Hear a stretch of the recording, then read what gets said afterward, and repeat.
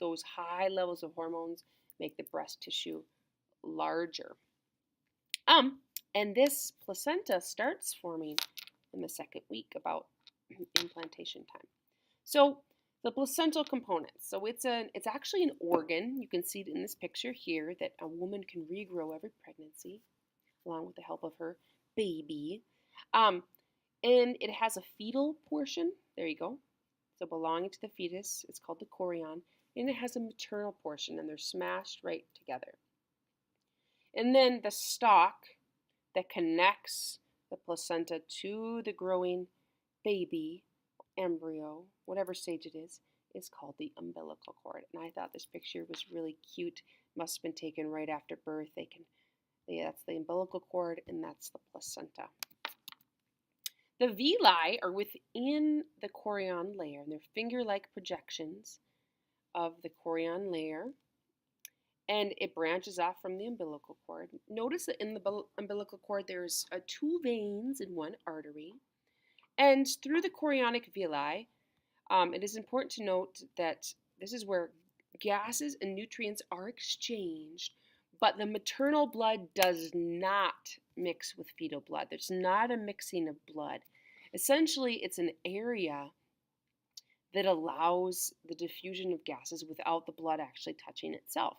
So, from the mom through the arteries, we have oxygen diffusing into the fetus, and we have carbon dioxide going the other way, going from the fetal portion of the placenta into the maternal, then out of the veins, because it needs to get rid of waste too. This is a picture of, this is the vagina. This is the cervix with the mucus plug in there. This is the growing fetus, the umbilical cord. The outside here is the uterus. In this red and pink part, the pink represents the fetal portion, the red, the maternal portion, represents the placenta. It gets really big during the fetal portion and adheres firmly. It can adhere at the top or on the sides of the uterus. You don't want it to attach at the bottom because that's called placenta previa. And then after the fetus is expelled during birth, the placenta will also have to be come out. That's called or termed the afterbirth. The placenta is semi-permeable, meaning gases diffuse easily, right? But some things should not pass. Viruses, bacteria, drugs, although they can cross, okay? They can cross sometimes. And if that happens, there is birth defects possible or even possible death of the fetus. When and if these toxins can hurt the fetus kind of depends on the stage of development.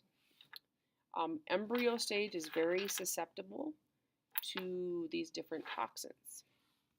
So pregnant women, for this reason, are urged to quit smoking, refrain from taking drugs, like Advil is one that you cannot take during pregnancy, and then from drinking alcohol because it can cross. This is just it's just a picture of the blastocyst that's starting to develop into an embryo, and we see the different extraembryonic membranes like the amnion, the yolk sac, and the chorion. Okay. Did I skip one?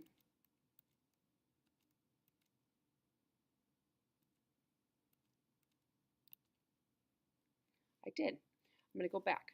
The amnion is another extraembryonic cavity that encloses the entire embryo in fluid-filled sac. So the amnion produces the amniotic fluid, or the water. You've heard of women breaking their water before birth. That is the amniotic fluid that is produced from the amnion, and it's protective. All right, sorry about that. So this just shows all of those things. So you should be able to answer these questions. You can go back and answer them. Make sure you're able to answer them.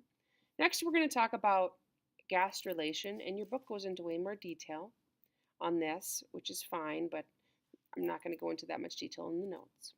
Gastrulation, after the pre-embryonic period, it begins essentially in the 3rd week of development, and it is a very critical period for development. And the reason why is the pre-embryo essentially forms 3 germ layers or lines, essentially cells from which every specific body type will develop. So your skin, your muscle, your nerves will all develop from one of these 3 lines. And they're called an ectoderm line, layer, mesoderm, and endoderm. And this 3-layered structure, when those start forming, is called an embryo.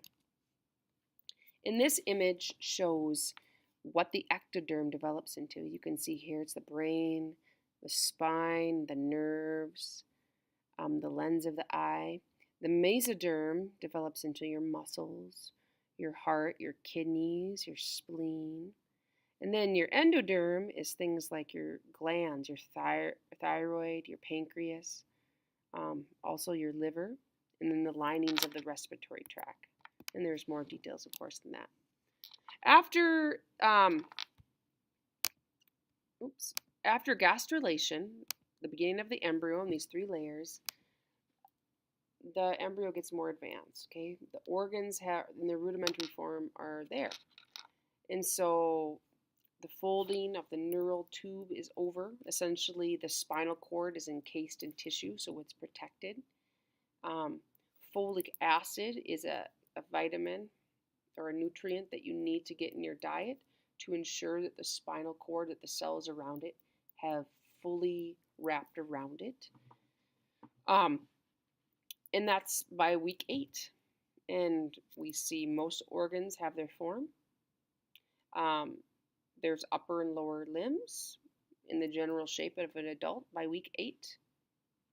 And by the end of the embryonic period, the embryo was only 2.5 centimeters. So we're talking, I don't know, is it a key? Maybe even less than a key. Half that. Okay, but it looks human. But during this time of development, that embryo was particularly sensitive to these things called teratogens, things that can cause birth defects or death. Alcohol, tobacco, drugs, viruses. So teratogen is something that can cause birth defects, essentially, during that embryonic time. So nutrition, crucial